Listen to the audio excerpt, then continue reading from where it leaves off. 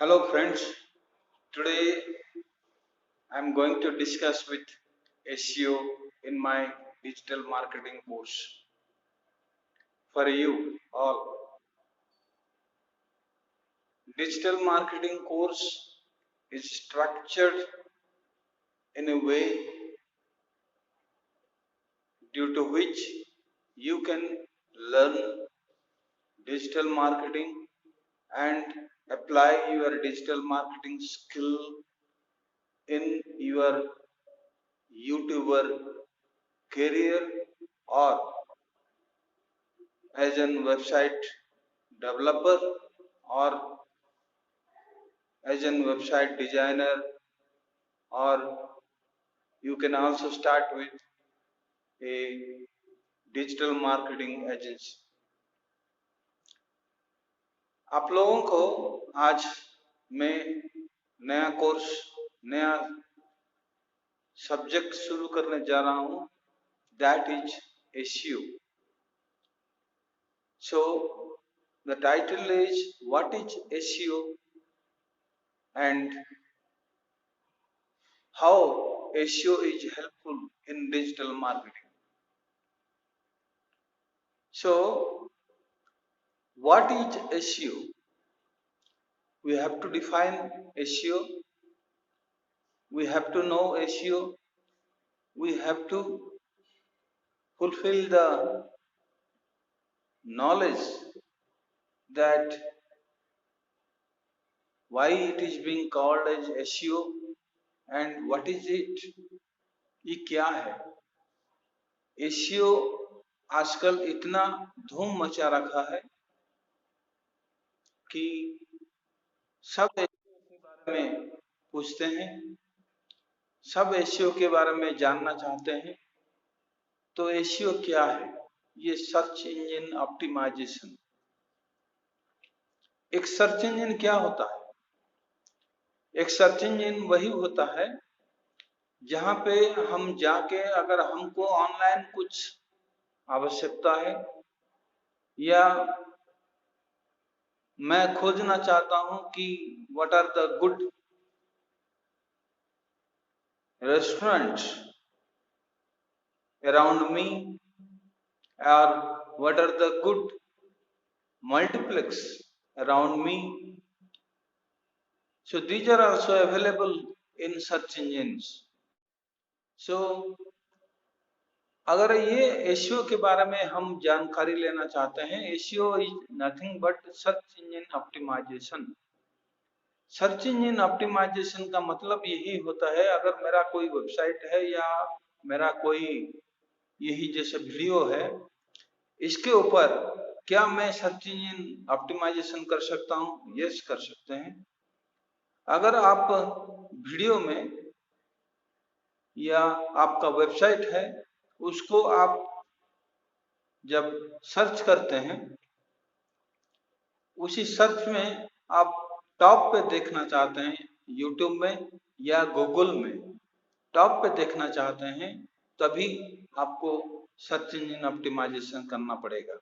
Search engine optimisation अगर हम कर देते हैं वेबसाइट को या हमारा ये वीडियो को, तब हम इसको सर्च कर सकते हैं और उसी सर्च में ये हर वक्त टॉप पे आएगा, फर्स्ट में आएगा।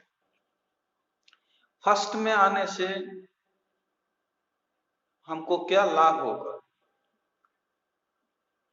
हमको यही लाभ होगा कि हम हमारे वीडियो में या हमारे वेबसाइट में ट्रैफिक ज्यादा आएंगे। ये जो ट्रैफिक आते हैं सर्च के बाद, तो इस ट्रैफिक फ्री होता है और इसको ऑर्गेनिक ट्रैफिक कहते हैं। ऑर्गेनिक ट्रैफिक इसलिए होता है कि ये सर्च करके हमारे वीडियो पे या हमारे वेबसाइट पे आए हैं। देखिए, SEO दो तरह का होता है एक वेबसाइट का, ऑन साइट SEO और number 2 is of site SEO। On site SEO भी कैटेगोरिकली डिवाइडेड। तो ऑन साइट SEO जब हम करना चाहते हैं तो उसके उसके ऊपर भी हमको चर्चा करना पड़ेगा। ऑन साइट एसईओ जब हम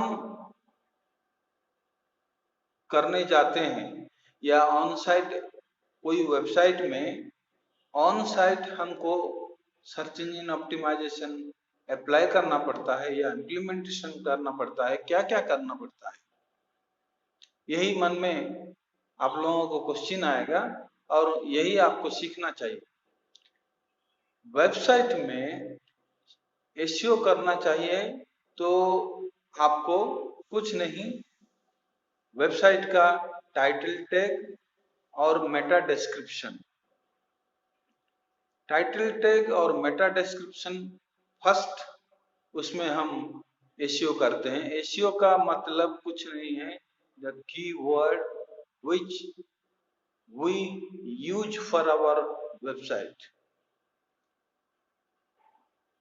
Keyword is nothing but a phrase of words which helps to search your website, which help to search your website from the search engine. The search engine will show your website on the top if it is being SEO'd properly. So इसके लिए हमको करना क्या पड़ता है? The keyword is the main important portion, important playing the role of searching. Keyword को search करने के लिए, कीवर्ड को हम एक कीवर्ड पाने के लिए हमको बहुत रिसर्च करना पड़ता है, बहुत कुछ टूल हम यूज करते हैं।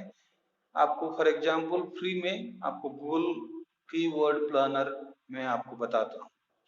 कीवर्ड प्लानर में जाके आप सिर्फ रेस्टोरेंट लिखेंगे तो कीवर्ड प्लानर आपको बहुत कुछ टाइप का कीवर्ड दिखाएगा। Restaurant near you, restaurant near your place, restaurant in Bangalore, restaurant in Delhi, all the type of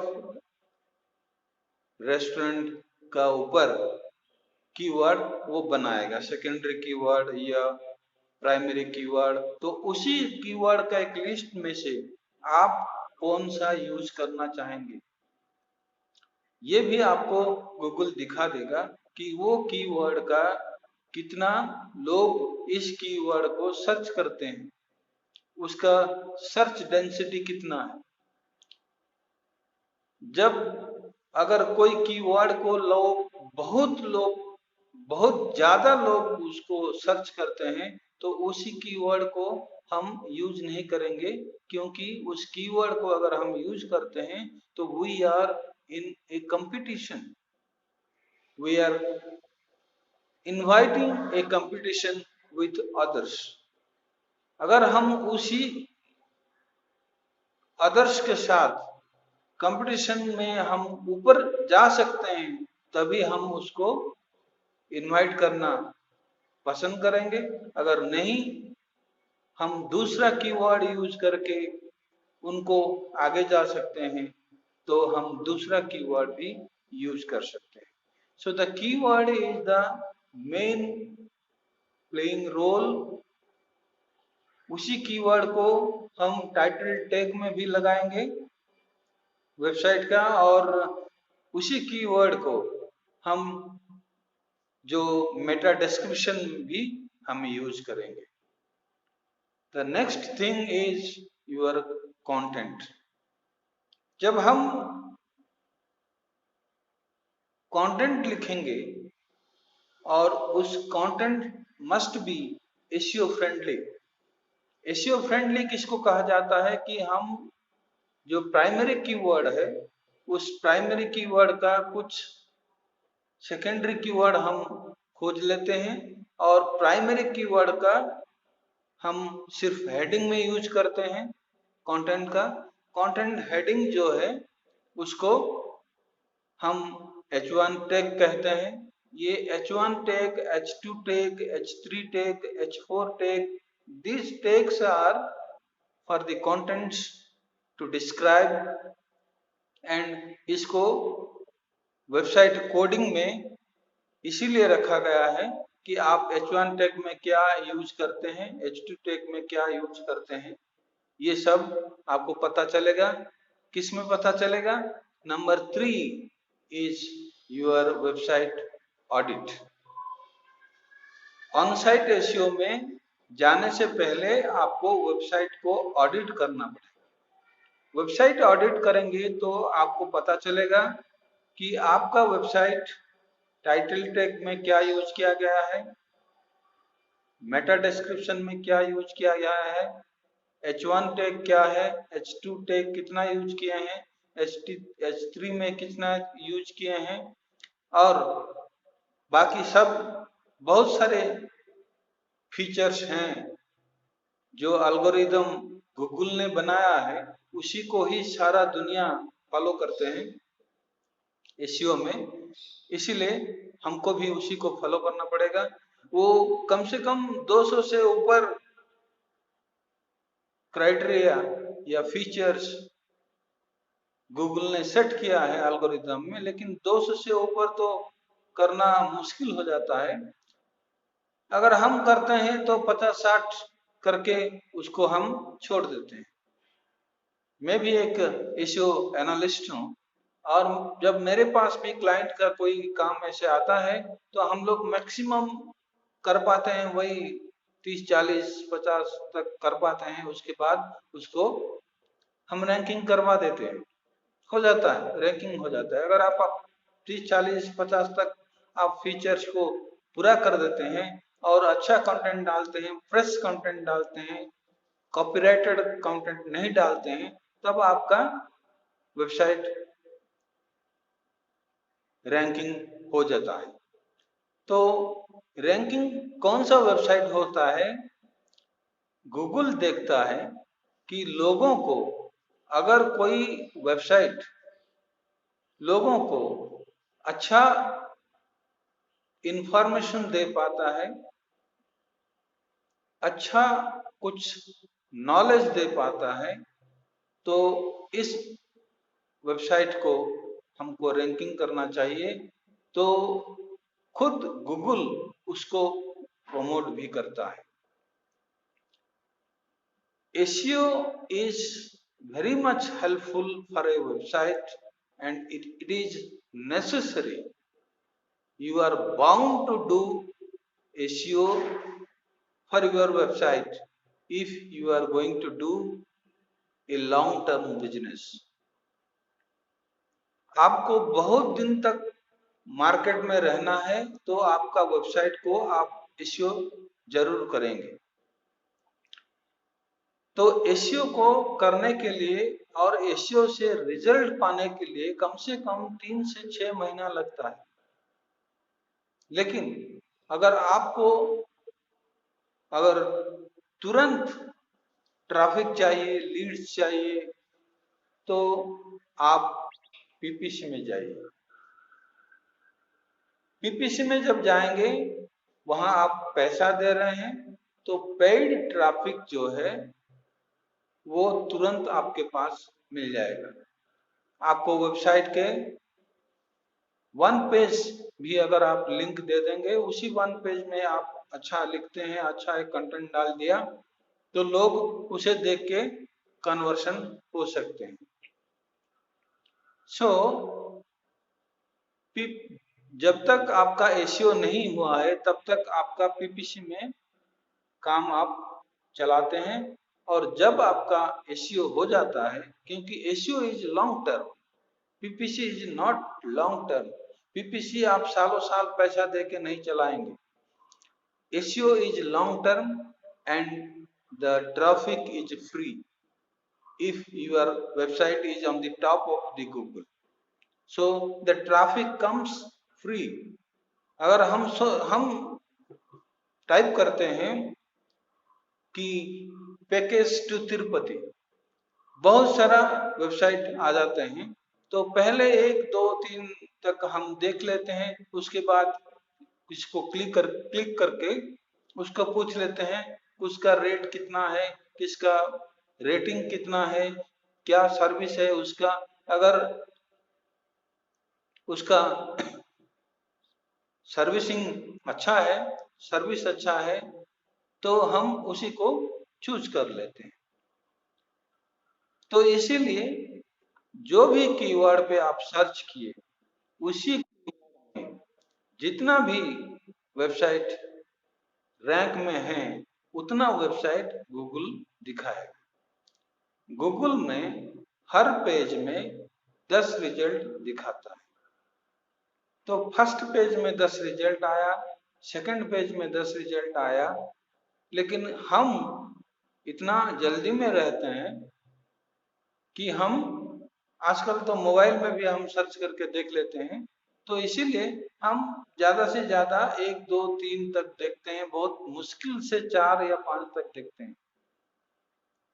लेकिन 10 तक भी हम नहीं जाते हैं तो सेकंड पेज, थर्ड पेज तो वो आप छोड़ दीजिए, बाद की बात है, कोई देखता नहीं है।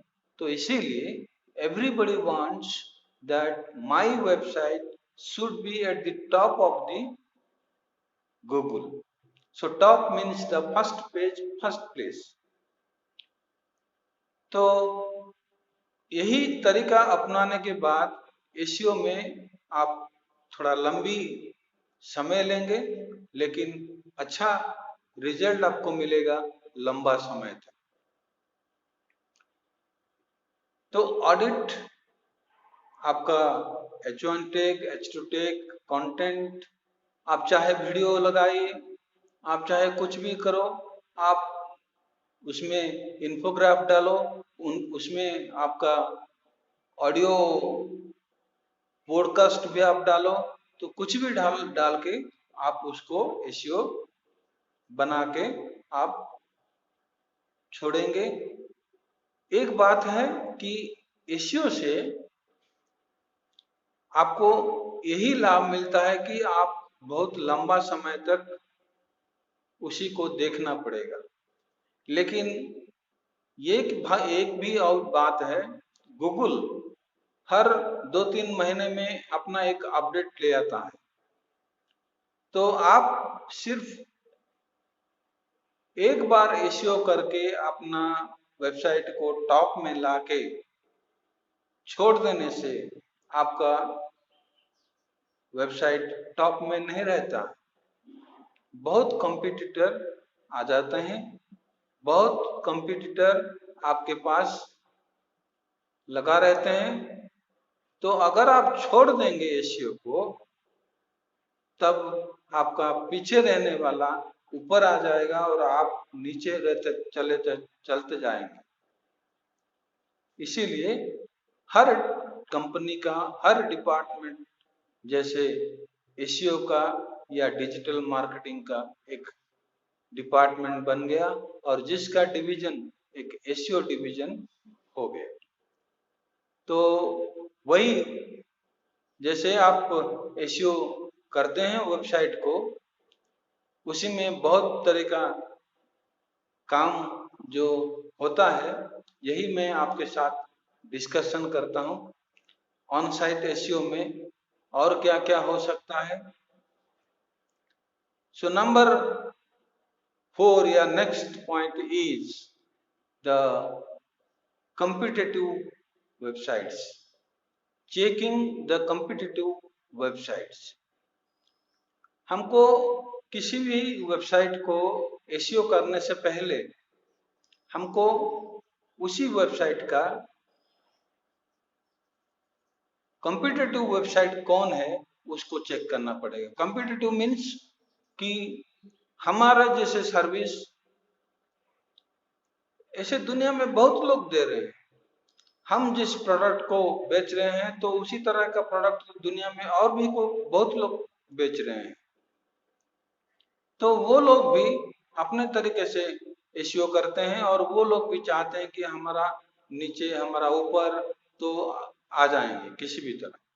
तो इसीलिए हमारे ऊपर या हमारे नीचे जो भी कोई है, 4-5 वेबसाइट को लाके हम उस वेबसाइट को एडिट करेंगे, उसी वेबसाइट का फिर निकालेंगे वो लोग क्या क्या लिखे हैं, और उसके बाद वो कौन सा कीवर्ड यूज किए हैं उसको भी हम निकालेंगे। निकालने के बाद हम अपना पॉलिसी तैयार करेंगे कि हम अपना वेबसाइट में किस तरह का अगर हम करेंगे तो इनसे ऊपर हम जा पाएंगे। लोकल एसईओ भी है और आपका ग्लोबल एसईओ भी है। अगर आप लोकल एसईओ के लिए ये एक बीच में निकला था, लेकिन आज तक जैसे ये Google my business, that is local SEO.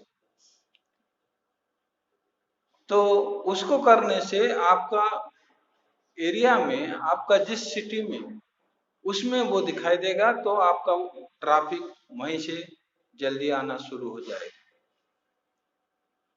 तो ऐसे दीज आर द फीचर्स, 1 2 3 4 5 6 7 8 9 10 गिन गिन के उसको ठीक करते करते 30-40 फीचर्स हम लोग सेट कर देंगे, तो अपना वेबसाइट एसईओ बन जाएगा। और एसईओ में आजकल ब्लॉग रहता है, और उसी ब्लॉग में हमको डेली या 2 दिन में एक बार हमको कंटेंट डालना पड़ता है, फ्रेश कंटेंट। किसी का कॉपी प्रोटेक्टेड नहीं है, किसी का कॉपी किया हुआ कंटेंट नहीं है, क्योंकि हर आदमी चाहता है अगर पढ़ने के लिए कोई जाता है तो उस कंटेंट में कुछ नयापन होना चाहिए, ताकि हमको देख